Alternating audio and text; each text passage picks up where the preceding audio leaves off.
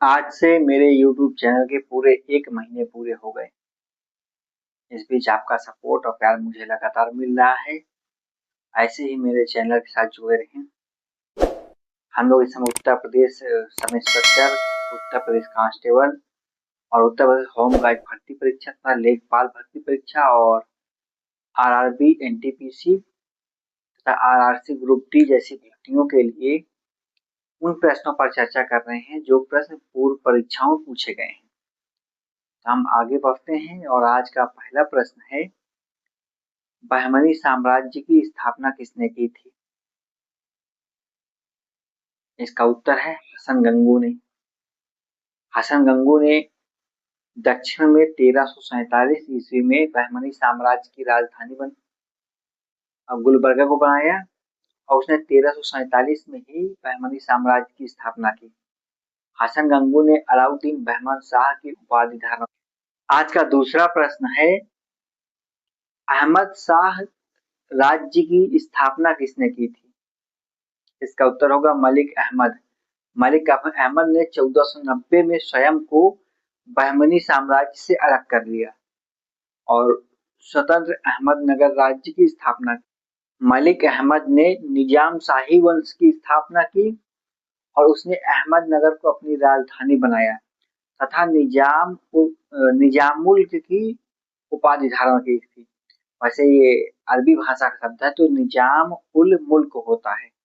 पुस्तक दास बोध की रचना किसने की है? इसका उत्तर होगा रामदास ने। रामदास का जन्म 1608 में हुआ था और ये छत्रपति शिवाजी महाराज के आध्यात्मिक गुरु थे।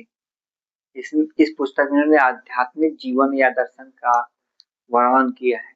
अगला प्रश्न है, ईरानी त्योहार नवरोज को मनाने की परंपरा किसने शुरू की थी? उत्तर होगा बलबन। बलबन ने दिल्ली सल्तनत में ईरानी त्योहार नवरोज को मनाने की परंपरा शुरू की थी। इसके अतिरिक्त उसने सिजदा और पाबोस प्रथा का भी प्रचलन शुरू कराया था।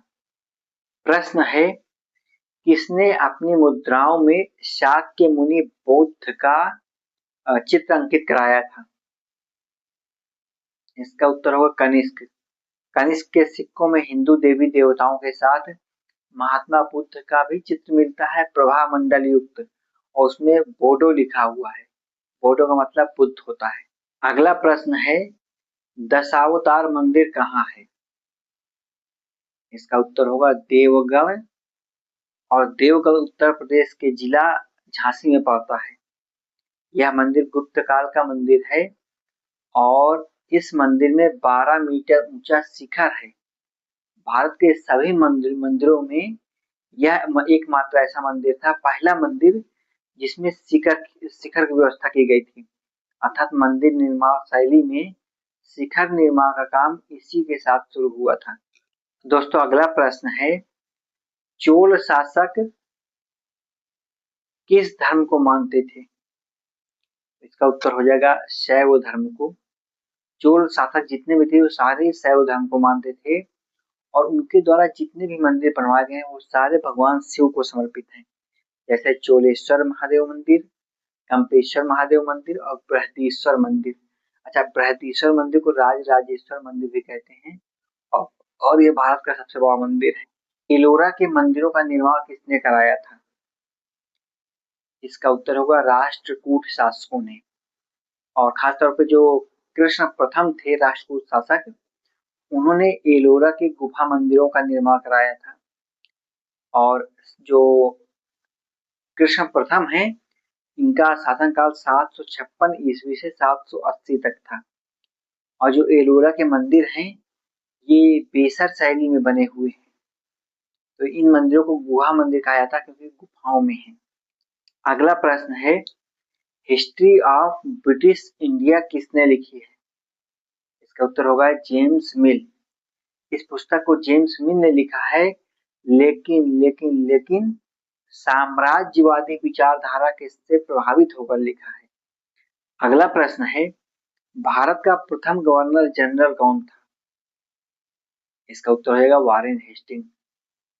जो 1773 का रेगुलेटिंग एक्ट था उसके तहत वारेन हेस्टिंग को भारत का प्रथम गवर्नर जनरल बनाया गया और इसके अधीन बंगाल प्रेसिडेंसी, मद्रास प्रेसिडेंसी और बम्बई प्रेसिडेंसी को भी रख दिया गया तथा जो भारत का अंतिम गवर्नर जनरल था वो था लॉर्ड कैनिंग और जो भारत का प्रथम वायसराय था वो भी था लॉर्ड कैनिंग। और 1857 के समय जो भारत का वायसराय या गवर्नर जनरल था वो भी था लॉर्ड कैनिंग। दोस्तों अगला प्रश्न है, द बंगाली समाचार पत्र का संपादन किसने किया था? इसका उत्तर हो जाएगा सुरेंद्र नाथ बनर्जी। सुरेंद्र नाथ बनर्जी उदारवादी नेता थे और इन्होंने 1879 में द बंगाली समाचार पत्र का संपादन किया था। नाम बंगाली है लेकिन इसकी भाषा जो थी वो अंग्रेजी थी, अर्थात ये अंग्रेजी समाचार पत्र था। और जो एक संगठन था द इंडियन एसोसिएशन, ये उसी का मुख्य। वाराणसी में संस्कृत कॉलेज की स्थापना किसने की थी? इसका उत्तर होगा जोनाथन डंकन। दरअसल जो बंगाल का गवर्नर जनरल था वारेन हेस्टिंग, उसने कलकत्ता मदरसा की स्थापना की। इसके बाद जो वाराणसी के रेजिडेंट थे उन्होंने यहाँ 1792 में संस्कृत कॉलेज की स्थापना की थी। दोस्तों अगला प्रश्न है, भारत में महिलाओं को शिक्षा का अधिकार किसने दिया था? इसका उत्तर हो जाएगा लॉर्ड डलहौजी ने। उस समय जो बोर्ड ऑफ कंट्रोल के प्रधान थे उनका नाम था चार्ल्स वुड। उन्होंने एजुकेशन को लेकर के बहुत सारी सिफारिशें की जिन्हें लॉर्ड डलहौजी ने पूरी संपूर्ण सिफारिशों को लागू करवा दिया।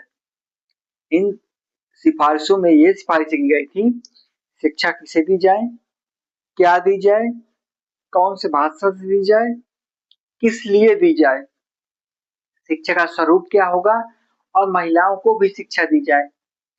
तो जब डलहौजी ने शिक्षा की सारी सिफारिशों को लागू कर दिया चार्ल्स के वुड डिस्पैच को, तो फिर भारत में से महिलाओं को शिक्षा का अधिकार मिल गया। इसके पहले नाम मिलते हैं जैसे अपाला, गार्गी, घोषा, लोपामुद्रा, मगर ये सब या तो किसी राजगुरु की पत्नी थी या किसी कुलगुरु की पत्नी थी, मतलब कि सॉरी, या तो मतलब किसी गुरुकुल की संचालक की पत्नी थी या किसी राजा के परिवार से जुड़ी हुई थी। साधारण महिलाओं के एजुकेशन की कोई व्यवस्था नहीं थी। और भारत में जो पहला महिलाओं के विद्यालय खुला वो सावित्रीबाई फुले ने खोला, जिसमें उनका पति ज्योतिबा फुले ने पूरा सहयोग दिया। उसके बाद बाबा साहब भीमराव अम्बेडकर ने तो पूरा इतिहास ही बदल दिया। भारत की सभी महिलाओं को बाबा साहब भीमराव अम्बेडकर के प्रति सम्मान का भाव रखना चाहिए, वो ना होते तो बहुत दयनीय स्थिति थी। दोस्तों आज का अंतिम प्रश्न है, किस अधिनियम के तहत कलकत्ता में सुप्रीम कोर्ट की स्थापना की गई थी? इसका उत्तर होगा रेगुलेटिंग एक्ट। रेगुलेटिंग एक्ट 1773 में आया था और 1774 में बंगाल में की कलकत्ता में सुप्रीम कोर्ट की स्थापना की गई थी जिसमें 3 न्यायाधीश थे और एलिजा एम्पे पहले न्यायाधीश थे। इसी अधिनियम के तहत बंगाल के गवर्नर जनरल को भारत के गवर्नर जनरल कहा जाने लगा और जो भारत का पहला गवर्नर जनरल बना वो था वारेन हेस्टिंग।